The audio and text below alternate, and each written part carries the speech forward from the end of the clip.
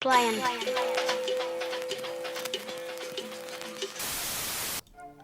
Rebuilds. Taking old locomotives and rebuilding them to not only comply with updated EPA regulations, but to increase their lifespan in active service.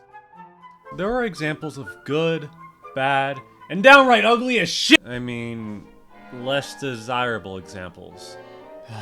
I didn't think I'd have to cover these, but...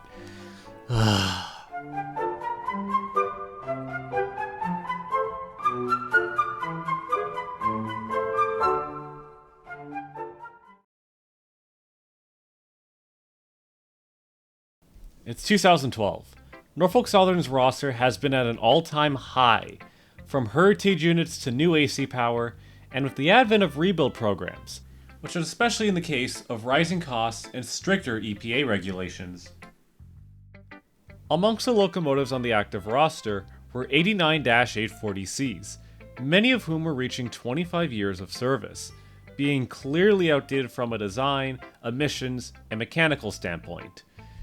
Norfolk Southern would initiate a rebuild program for these tired-out GEs, intending to rebuild 84 of the worn-out General Electrics in order to boost the Dash 8s to comply with EPA standards, which also would have included upgrading their technology, increase crew comfort, and extend their service lives, even by a small fraction.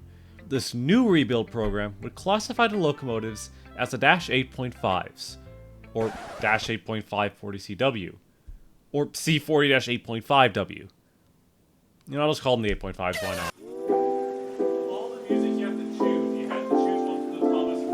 So, key upgrades for these new rebuilds would include new electronic upgrades like electronic fuel injections, upgraded traction motors for better reliability, new traction and engine control units, which in turn offered better throttle response and fuel efficiency, split cooling systems designed by Norfolk Southern themselves, positive train control, cab signals, electronic air brakes, locomotive speed limiter, and the cherry on top, new wide cabs for better crew comfort. The 8.5s would receive new RLS cabs to comply with crashworthiness standards. I don't know the exact meaning for RLS. Maybe it's Roanoke Locomotive Shops, perhaps? But anyways, these cabs were similar in appearance to that of the Crescent cabs found on the SC60Es, although there were two exceptions to that rule. Those being the first of the bunch, number 8500, sporting the Crescent cab, and number 8505, which sported a more conventional looking GE cab. And I'm gonna be honest with you, compared to the other 8.5s which look ugly as shit, 8505 just looks beautiful. Like, if this is how they looked, then maybe I would not talk about these, but we'll get to that in a minute. Maybe it's just because I hate the boxy looks of these cabs, or the mere fact that they look a little bit more taller on the hood. It just looks wrong. Like this was not meant to be on the Dash 8 frames or something. But regardless, the new cabs would offer better control stands, new amenities, and improved visibility, which made them a lot more better than the previous standard cab counterparts. Rebuilds would start in 2012, with 8305 becoming 8500, and well, being the only one to sport a Crescent cab. 13 other locomotives would be rebuilt between 2012 and 2018, with number 8513 being completed in June of 2018. But now comes the question.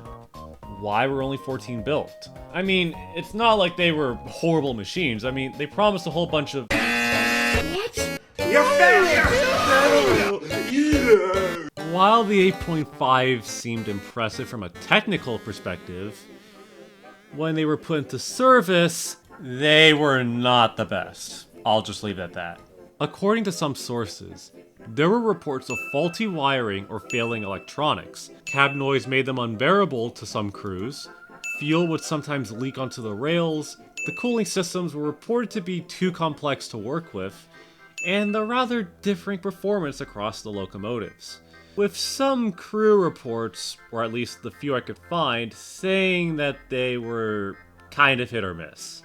So while the 8.5 seemed like a much needed upgrade to these worn out locomotives, they only added more problems, and it's not surprising what happened next.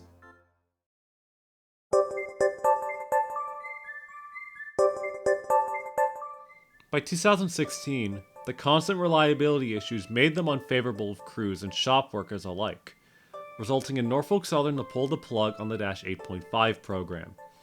At the time of the cancellation, only 12 locomotives were complete, with 2 more in various stages of completion. Some 8.5's would be stored in Roanoke or see limited service on a few freight trains across the system, but even this wasn't to last forever. With the program getting cancelled, NS would instead opt for new locomotives, in the form of a few new ES44s and ET44s respectively. This would put the remaining unrebuilt Dash 8s into retirement, with the last standard cap Dash 8s being removed from the roster by March of 2017.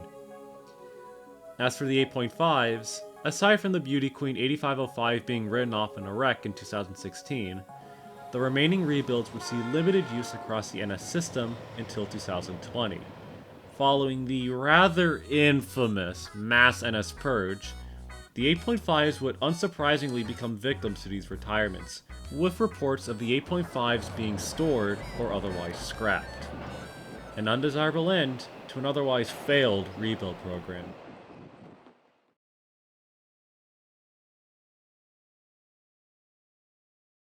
So in conclusion, the Dash 8.5's, they sucked, they suffered from various issues, they won't be missed, they're ugly, and ultimately went nowhere, since we know what rebuilds actually worked in Norfolk Southern's favor. And you know what?